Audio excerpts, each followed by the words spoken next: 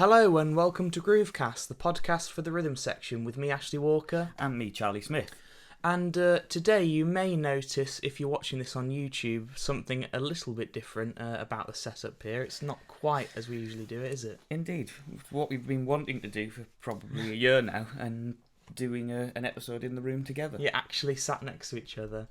And the reason being that we're doing that is because we've just been to see the legendary Marcus Miller at Ronnie Scott's. That we have. Yeah, so we thought it's pretty apt that we should do an episode all about Ronnie Scott's. Yeah, and some of our favourite gigs that we've been to down there over the last couple of years. Yeah. But, I mean, kind of the best place, I think, to start off is kind of talking about last night, really, watching Marcus Miller, old Marcus there. Yeah, he was alright, wasn't he? Yeah, it wasn't too bad, and with a fantastic band as well. Yeah, fantastic drummer. Keys, I think the lineup was sax, trumpet, keys, drums, and Marcus, wasn't it? Yeah, I think so. And yeah, it was just musical class. Yeah. Really tight band. Anwar Marshall on drums, who was just something else to watch. So controlled, so funky, but yeah, really nice, and just the sound was... Oh yeah, it was pretty cool. I think like that was one of the things we kept commenting on. I mean, every time, as we're going to touch on in this video, you know, all the times we've been to Ronnie's with all these different people, like the sound's always absolutely fantastic, and last night was no exception. Yeah, it was. It was just, you know, in the room, you could feel every note, which is what I like about that sort of small venue. You know, that you always can. You know, you can hear a pin drop. Yeah. And yeah, sort of in so many of those tunes, Marcus is like playing the melody with the sax or the trumpet, and quite a lot of the time when he's doing that, although he does sometimes drop down and play the lower notes, the keys are doing the sort of bass notes, and the boom of it. We were saying it was, and the kick drum, it was so like boomy, but it wasn't overpowering. It was just perfectly balanced, but amazing sound. Just a great sound, and the band, you could tell they'd been playing together probably for a whole tour now, and they were really tight and really dynamic. You know, you could imagine that the balance on stage was exactly what we were hearing out the front. Yeah, and they had a fantastic like roadie at the side of the stage there that was just on hand all the time. You could see him motioning to him like something wasn't quite right, and he was just straight on it. That's it, and just great band, great crew. And you know, they had it together. Yeah. And of course, Marcus Miller wasn't only playing the bass, was he? Yeah. What was that? Was it a bass clarinet? Yeah, like a bass clarinet, which he did one of those. He did like a hymn on it, which was absolutely gorgeous. You sort of think, oh, could he play one of his other tunes or something? But it was like the balance of that piece with the rest of the set was absolutely gorgeous. Just him and the keys player, wasn't it, for most of it? And you could the room just went quiet. Yeah. You could hear every single note and breath. It was really, really great. Yeah, it was excellent. And then, of course, he played one of his tunes off his last album, and then straight after that went into Detroit, and the room just went up when he got to that solo. Yeah. It was just something else. And then the last tune as well was just great, where they were just throwing solos around the band. And, the bass and drum duet, if you like. Yeah.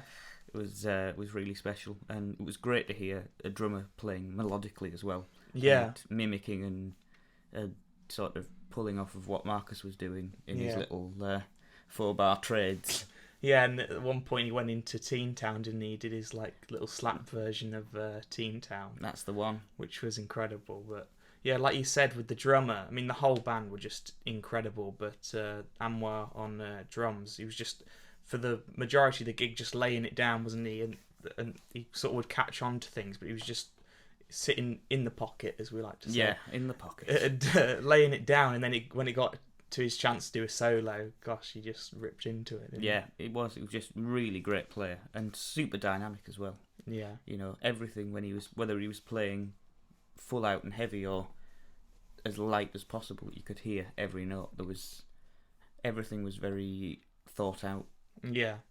Where it wasn't, although it was probably improvised. He was thinking and listening, and Yeah, you knew he. you knew he was putting a lot of thought into what he was playing. Yeah, yeah, absolutely incredible and groovy, funky, and just awesome musicianship all round. That's the one.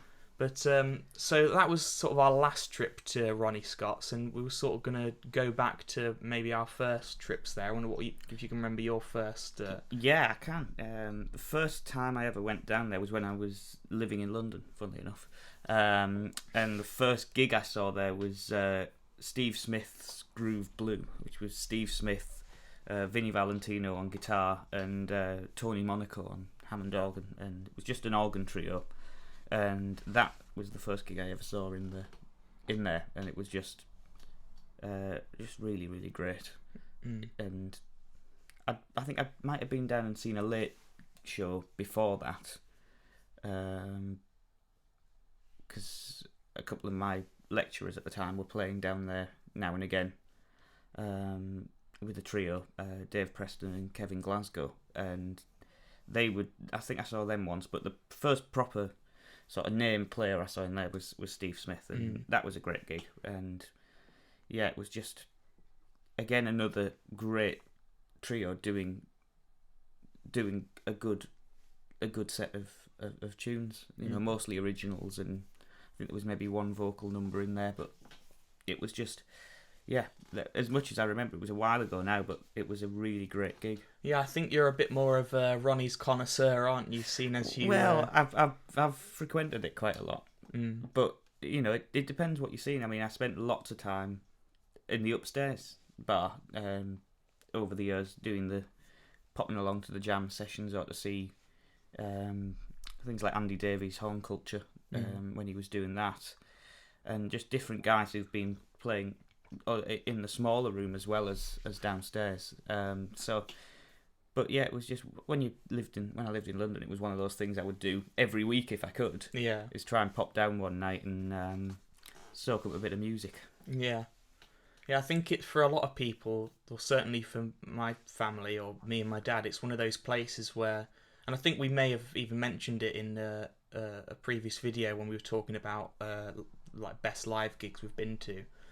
Yeah, it's one of those places where when we're home and not working, we just see what's on at Ronnie's, and if there's anybody good on, and even if there's not, like you were saying when we were queuing up outside yesterday, it's like even people you've not heard of, you're still worth going to see, because like last night, all of Marcus Miller's band were people I'd never heard of, and yet they're all just equally brilliant as anybody you have. Well, that's it, and you just get. It's a great place to discover what's kind of up and coming in the jazz scene, at least, of who's on the scene and who's really great, and that's what I really like it for. But yeah, the first proper gig I think was Steve Smith. What about you? Yeah, the first one for me was that I can remember. I think was Chick Corea's acoustic band, and it was him, Chick Corea on piano, John Patitucci on upright bass, and Dave Weckl on drums. And my dad and I went with our mutual friend Ashley Squires to watch him, and that was just like an eye-opening experience. Like when we left, we were kind of speechless for most of the tube ride back to the car. It was just absolutely incredible, and three just so down-to-earth guys, even though you just, like we were saying yesterday about, you hold these musicians on pedestals because they can do things that you can only dream of. But when you get to talk to them, and at Ronnie's, the beauty of the venue, of how small it is, 9 times out of 10 you do get to speak to them, and they're just normal guys, and they were no exception. And Chick Corea and Dave Weckl and Patitucci were just walking around after the gig, and I think Dave Weckl went to go and use the toilet, and as he was coming out, somebody just patted him on the back and said, "Oh, nice playing." He's cheers, thanks very much. And one of the highlights of it all, because Patitucci's just my idol, was that I clocked during the gig, because I followed Patitucci, still do, on Instagram, and I'd seen that he was bringing his family to all the gigs, And I clocked that at the bar at Ronnie's, his wife and daughter were at the bar. And I said to my dad, "Oh, that's his. I wonder if he'll go over at the end to them." And when they finished playing, he literally put the bass down and walked over. So of course he gets flocked, like people coming round and getting photos. And I was a bit, "Oh no, let's just go, Dad." So he sort of got me over to him, and when I went to speak to him, he asked my name and everything, how old I was. And when I said my name was Ashley Walker, he said, "Oh, don't you follow me on Instagram, don't you? You comment sometimes." And I was just, I just couldn't believe it, and I think I just managed to get out, "You're the reason I play bass," and he was so humbled by that. He was like, because he has his heroes and stuff, and he's just such a normal, humble guy, but managed to get a picture taken, which I think maybe when we put this video up, we can put some of our Ronnie's a few memories. I think will go up with a few it. highlights, but that was my first experience at Ronnie's, and gosh, it's still one of the best concerts I've ever been to. Yeah, that'll definitely be up there in the in the rankings, I'd bet. And and also just so grateful to be able to have seen Chick Corea. Now sadly he's passed away, but God, what a player he was. Definitely. And for me, those three guys. Maybe that'll be it. Have we done bass and drum combos? I don't know if we have we? But for me, like that trio there is one of the best, coming together of musicians. Unbelievable. Yeah. Speaking of best coming together of musicians, it brings me nicely onto my another gig that I saw there, which was a particular favourite. Have a little swig of your bro. That's the way. And that was the Steve Gadd Band a couple of years ago, and again, just one of those all-time setups that you really needed to see. And Steve Gadd on kit, Jimmy Johnson on bass, who else was there? Kevin Hayes on piano, Walt Fowler on trumpet, and David Spinoza on guitar, and just doing all the stuff from the what was then the new album, and just so good. Everything was so, there wasn't a lot of notes. It was just everything was really well placed. And that's what I really like about that kind of style. Is just everything's so open and has so much space. But yeah, that was a great band. And again, got chatting to Gadd after the gig, because I'd met him a couple of times before that, and it was cool to stand and have a chat and photo at the door, as you do. And funnily enough, talking about the 10cc album he'd worked on years later, I think it was Windows in the Jungle or something, that him and Simon Phillips had done together, and it's kind of interesting hearing a few stories from the studio. And he's just a normal guy, happy to have a chat. And the best one, I think, was Jimmy Johnson. I know a bass player friend I went with, just at the end of the gig, Jimmy Johnson was just at the bar having a drink and having a chat with whoever was passing. So while Gadd was getting a lot of the attention, Jimmy Johnson was just slipping out the way and chatting to those who really cared. So it was kind of nice to see that, and just another really great gig. And I think, like you said, because one of the music debates we were having on the way home was about these players like your Marcus Millers, and could they do what these other guys have done, like Lee Sklar, and Steve Gadd's one of those perfect examples of someone who does do like chalk and cheese stuff he does the James Taylor stuff where he can just sit and hold it together and play perfectly appropriately for the song, and when he worked with Eric Clapton. And then, like you said, he's still, when he does his own band, he's still simplistic enough to let other people, he doesn't get in the way. And he just keeps himself out of the limelight quite a lot of the time, which is interesting, especially when your name's on the band. That you're the one who's sitting at the back and just holding it all together and put a bit of flash in now and again to keep the crowd happy, but for the most part, just sit and play the groove. And what a combo him and Jimmy Johnson are. I mean, I'm not as experienced in his band as I know you are, but I love his stuff, the stuff together with James Taylor, and two guys who just know how to hold it together. But when they when they are called upon to take a sale or whatever, they can just do whatever they want, really. I'd say a great memory of that gig was the setup of the band. I know we commented on that last night, of how different acts we've seen have set up differently on the stage, and the way that Gad had it set up, where he was dead centre at the back, and Jimmy Johnson was just leaning against the wall next to him, really tight into to where Gad's hi-hat was, and just you could just see the two of them were really, even though they, the monitoring and all that, but they were so listening to each other,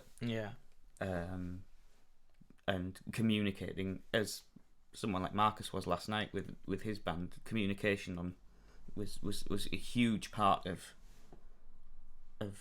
getting the music. Yeah, I think, and for anybody who who doesn't know about Ronnie Scott's jazz club in London, I think it's worth going after this video, or as you're listening, if you're on Spotify or one of those other things, go on Google and check out what the setup is, because as we've sort of said, it's such a small venue, and you don't really appreciate the size of the stage and everything till you're there.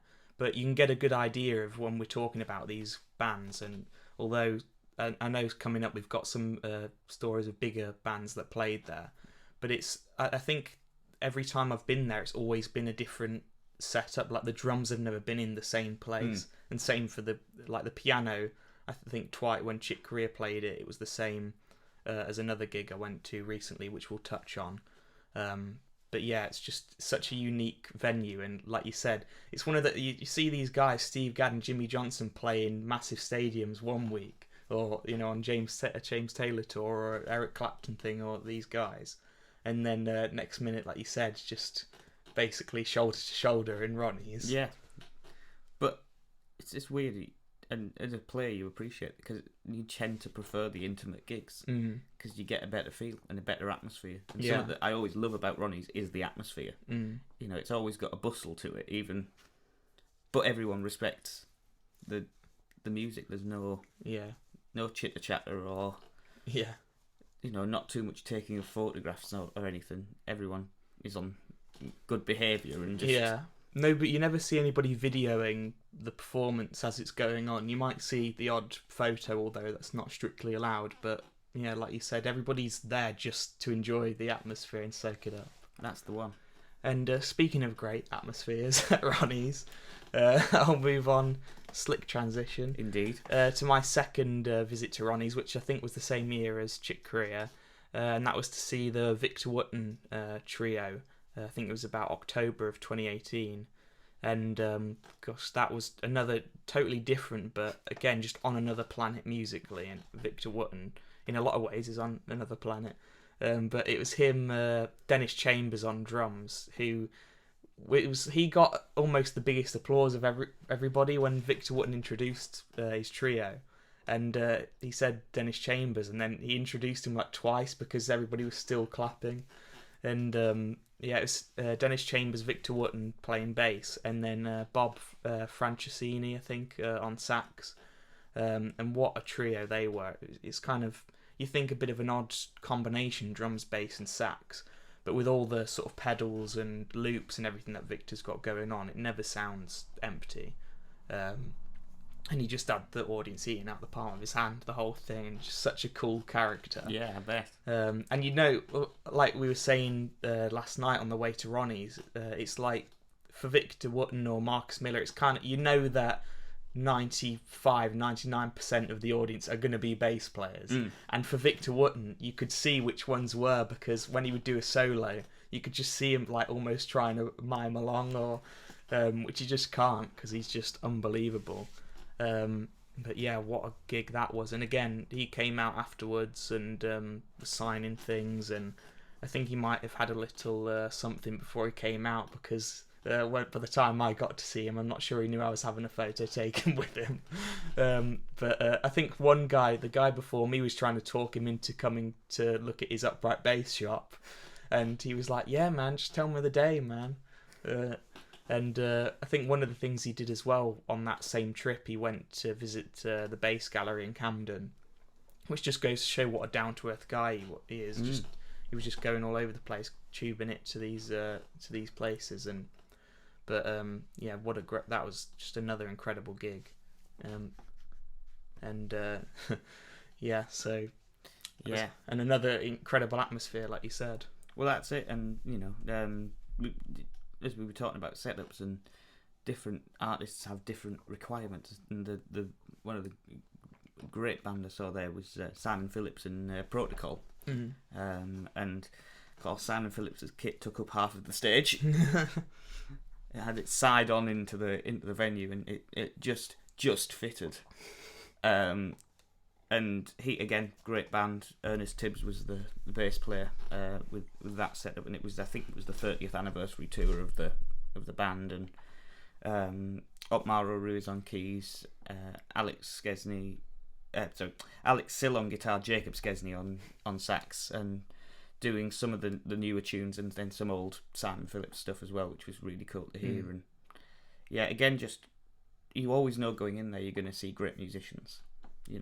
Everyone who they have on is great in their own right. Never mind when you get some of these groups together and let them go at it, and it's just you get to see some bit of magic. Yeah, I think one of the things, funnily enough, that my dad said the last time we went to Ronnie's before yesterday was, as we were sat there and like the atmosphere and everything, and he just said it's such a great feeling knowing, and for us coming from Skegness and travelling down, and you've got a great feeling all day knowing you're going to go see something that you just know is going to be excellent. Yeah. And yeah, it's never disappointed, and all these things that I've been to have been like slightly different, and some have been more groove based, or some have been like just pure musicianship, just with like Chick Corea and Victor Wooten, but yeah, like you say, it's always going to be excellent. But I know you've been to see some like different things at Ronnie's, which just goes to show how much it has to offer. It's a diverse place, I saw the last gig I saw there actually before last night was Alex Horne and the Horn Section.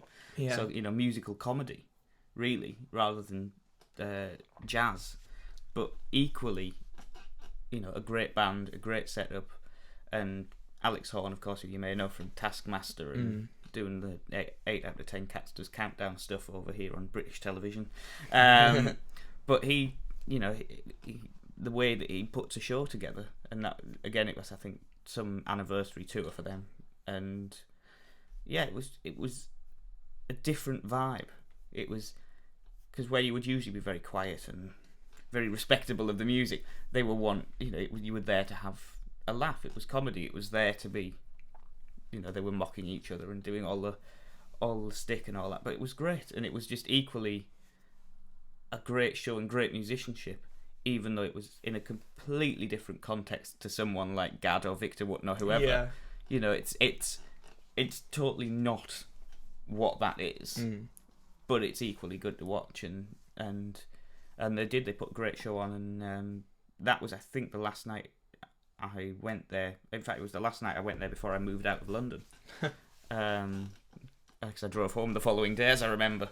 Yeah. But it was a really great gig, and it was just something completely sideways of anything else I'd seen him there before, and it was just great, And for the sake of doing it, I'll give you the rhythm section, because it was Will Collier on bass and Ben Reynolds on drums. Who I had a good chat with Ben after the gig, and he was a really cool guy. We had a good chat about cymbals or something, some boring stuff while he was packing up. Yeah, it's funny because like with it being a comedy thing and like a bit rowdy and everything, but he always has like a great band. Yeah, his band are superb, and just who some of the guys who play in this band also play for Robbie Williams and stuff on tour, and so it's like they're not just your jobbing players. They're top line musicians who are quite willing to have the mickey taken out of them and to do to do all of that, which is really good to see as well, because we can't take it too seriously all of the time. Absolutely not. And I know you went to see that sort of around. It's like in between the COVID lockdowns, wasn't it? And one of the things for me that we had booked for ages, and because of the whole COVID thing, kept getting rescheduled. I know we talked about it previously on the podcast, so I won't go over it too much. It was the Lawrence Cottle band doing the portrait of Jacko Pastorius, which we had booked for ages and kept getting postponed, and eventually we got to see it about a year ago now. And again, incredible. And that was the first time at Ronnie's where I'd sat at the very front in the sort of I'm not sure what you call it, but that sort of better view seating, and I could literally reach out and touch Lawrence Cottle's bass. And obviously we've been able to meet Lawrence a few times, and my dad had his number, so we texted him to say we were coming. And then which the funny thing, because he's just God for like me, but when we got there he was still setting up and everything, and he came and had a chat with us, and he was, "Oh, you're not sitting here, are you? Like, oh, the bass player, you're gonna hear every note I'm gonna play." And oh my gosh, just absolutely incredible. And for anyone who, obviously, Jacko, when he passed away and everything, I think it was a bit similar like Maynard Ferguson for trumpet players. It's like you feel bad for not having seen them. But if you didn't get a chance to see Jacko, like I didn't, I think Lawrence Cottle is the next best thing, if not just as good, because he just plays it perfectly and just exactly like Jacko. Possibly even a bit more musical, because he was a bit more could be a bit crazy, and the band as well, he had a really young band as well, and was just incredible. Great keys player, I think it was sax, two saxes, bass and drums, and gosh, it was absolutely incredible. And so that was like, again, one of the best gigs I've been to, but I think that was our first gig back after COVID and everything, until we went to see Genesis, which I think we may have touched on. And I think we might have done. So, but what a gig to come back to. Yeah, that's not a bad way to start. No. And I think I saw 2 shows during that kind of mid-lockdown, easing of restrictions bit, and one of them being the horn section. The other was a singer called Cassidy Jansen, who's a actress and West End star, but does a great songwriter, and had an album out and stuff, and she was really good, and it was great because I had some friends in the band with that one, so it was the band setup on that was basically half of the band who played on the Carole King musical in London when she'd been doing that.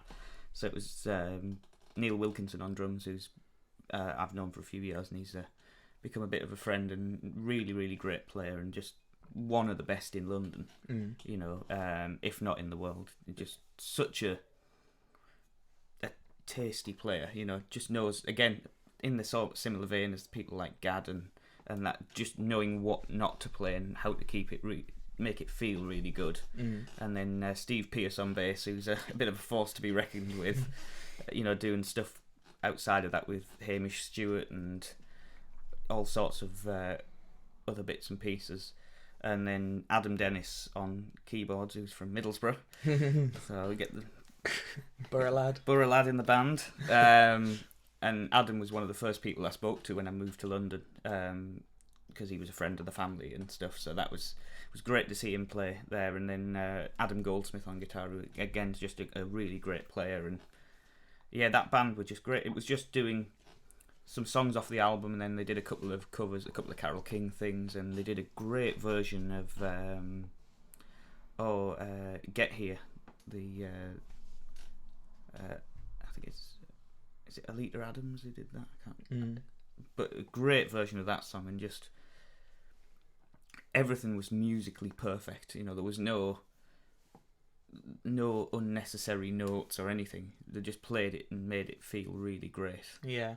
Which is possibly the best way to do anything like that. And just let the singer shine. And yes, that was one of my favourite gigs to have seen there, because it was just, there was no frills on it. And again, even though she's maybe not so well known as a singer off the stage, it was still a sold out, a packed house for what it, for the, I think they were at half capacity or whatever then because of the COVID thing, but the atmosphere was great, and it was great chatting to the guys before and after the gig. And I know as I was sat having a drink before the show, Steve Pearce just came and sat next to me and had a chat for 5 minutes and a bit of a catch up, and how you're getting on and all of that. So that was kind of cool, and just great to see them in their element doing a great show.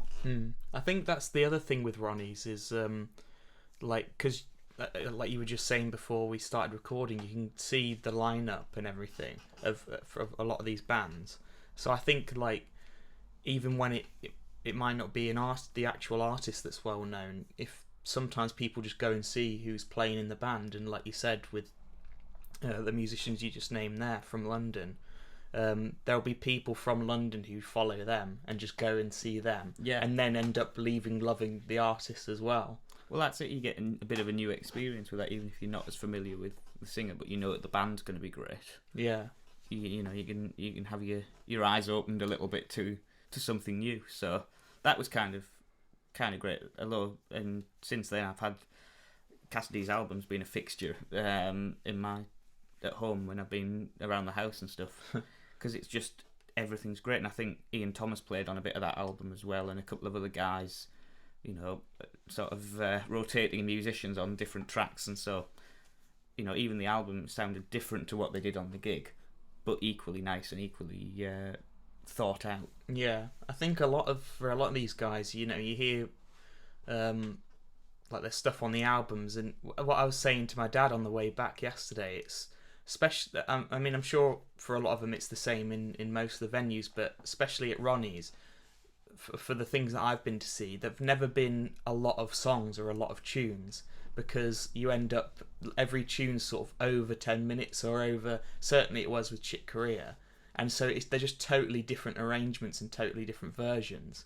But like you said, then you can switch on the actual album and it's still excellent. It's just a totally different thing. Yeah. But you can get away with that at like Ronnie's and like other jazz venues as well, and because everybody's just totally immersed in it.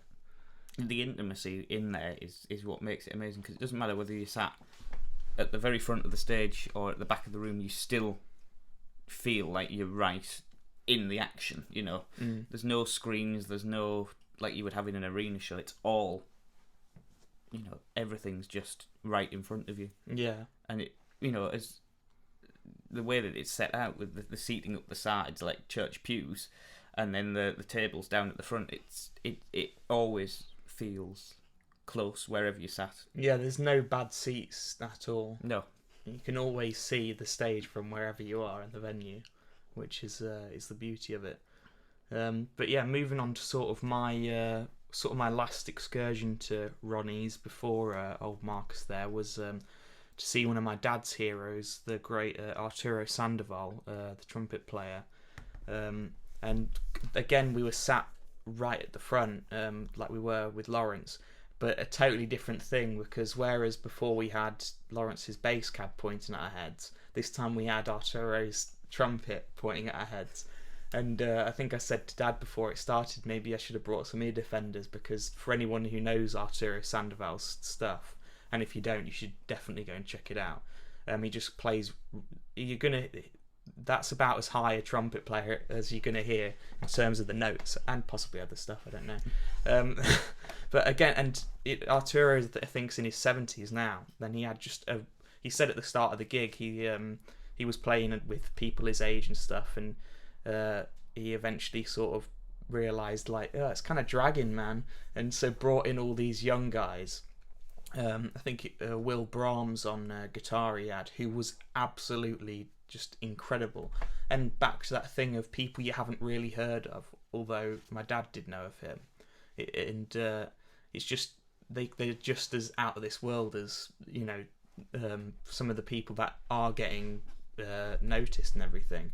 But yeah, he was incredible, and that was again a different setup at Ronnie's, because he was sort of off the stage to your right if you're looking at the stage with his guitar, and because it was such a big setup. They had the big piano, couple of keyboards, because Arturo goes on keyboards a little bit during it. He also had his little percussion rig that he goes on and like dances around. And and I think there was a sax player next to him, just in front of where I was sat, and then percussion, fairly big percussion rig, and a drummer at the back. So it was all really packed in, but the sound was absolutely incredible, and what a gig that was. And at the end of it, it's sort of not the same, but a bit similarly to the Alex Horn thing, was like with the atmosphere, because he wants people to react and everything, and he got them singing. Did the jazz standard "Bye Bye Blackbird" and got everyone singing and made a big joke out of it. And again, like, so relaxed on stage and on the mic, and he was like singing along himself. And then at the end of it, he did a big samba, big Cuban thing, because obviously he's Cuban, and he got everybody up dancing, and we're all like, I think it was an afternoon, one of the second time we'd been to an afternoon show in there, and so it was just like a random party, like in the afternoon in there, and then you walk out just like, what was that all about? But oh my word. And then at the end of the gig, he just went out and just was stood at the front just chatting to people, and nobody sort of dared ask for a photo, because he was like, and not that he would have said no, I'm sure he would have just let anybody have a photo, but everyone was just, great gig that, I like the one you did there, and just such a down-to-earth guy. And but what a gig that was. And my dad, I know, was happy to go and see one of his heroes. Yeah. But yeah, it's just the place where it's weird. It's one of those places where musicians go to see musicians. Yeah. It's an interesting one, and you quite often you'll see, oh, so and so was in the audience for that, or whoever was around. Yeah. I think the classic example, on a slight side note, was, I think, last time Jeff Beck was playing there and did his week-long residency, and Johnny Depp turned up just to sit and watch a couple of times, and get up for a jam and have a play, and just, that's the place to go. Yeah. It always seems the place to be. And kind of an interesting point would be, who haven't you seen there who you would love to see there? Yeah, that is a good point. Funnily enough, that was one of the things I was saying as we were coming out of Ronnie's.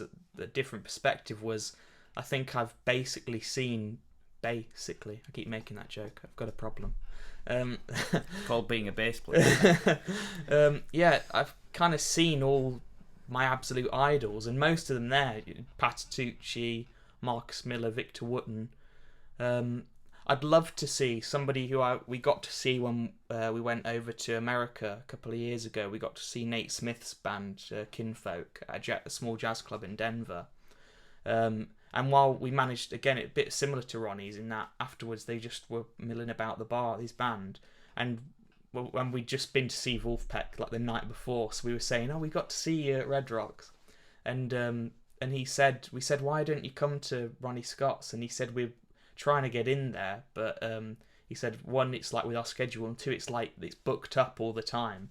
But I'd love, if he came to Ronnie's, I'd love to see him there. I mean, it's probably too small a venue, but someone like Corey Wrong, Corey Wright, he is. He's great, brilliant. Yeah, I'd love to see someone like Corey Wong with his band in that intimate atmosphere. That would be incredible. What about you? Yeah, it was. So I was thinking about of who would be really great to see. Definitely, I'd love to go and see Jeff Beck there. That would be a great gig, and it would be great to see someone like Dave Weckl in there, because I haven't seen Weckl yet, so that's on the bucket list. Yeah, and he's got a great band himself, hasn't he? Yeah, he's got a really great band, so it would be, those guys would be great to see in there. But even sort of non-drummers, people like Larry Carlton does a great gig in there. There you go. Yeah, and that would be great to see. I heard a bit of it last time once when I was there. Stood outside waiting to go in for the late show of whoever was on, and you just, I think Larry set it overran a little bit, so you could just hear him playing his encore, and it was just even from outside of the room sounded great. Yeah, and yeah, that was, so it would be good to see some of those kind of folks in there. It would be really good. I think one of the concerts that was on while I was away, I was hoping to go to, but it just didn't quite work out. Was Lee Ritenour with Dave Grusin. Yeah, that would have been a great one. I'd love to see someone like Herbie Hancock there. You know? But again, I don't know if it's... I mean, that's the other thing. You think it's not a big enough venue in terms of size, but it is the type of place these guys would play because of how iconic it is. Yeah, it's like, the two big... Some of the venues, like you say, the arenas and stuff, or even just the theatres, you lose that atmosphere that you get in somewhere like Ronnie's, where it's tight, it's a bit sweaty at times. Yeah. But you almost think you're better off doing a few nights there than one night at the Palladium or wherever. Yeah, and you can see everybody's faces as well, so you can see how people are reacting to it. Yeah. And it is just a better vibe in somewhere like that, because you really can feel the audience, and you can and from an audience point of view, you feel like you're not listening to a band through a PA. You just feel like you're listening to the band. Yeah. The microphones are kind of just secondary to it. Everything's really live, and sort of you when you look at it, you think, well, they're probably not relying on monitors or too much, because it's such a compact stage and everything that you can, you're not that far from each other anyway. It's not like being on a theatre stage where you've got 20 feet between the drummer and the bassist, and everything's spread out a bit more. It's nice that it's so tight and everyone's really up close and kind of personal. Yeah, what a iconic venue, and I think that about brings us to the end of this episode of Groovecast. A little trip down memory lane. Yeah, and I'm sure we'll get the photos and everything out for this one. A few highlights of good times over the years, I'm sure. Yeah, and I'm sure some more trips down there in the future as well. Definitely. But yeah, we hope you've enjoyed this episode of Groovecast, and we'll see you next time. We will.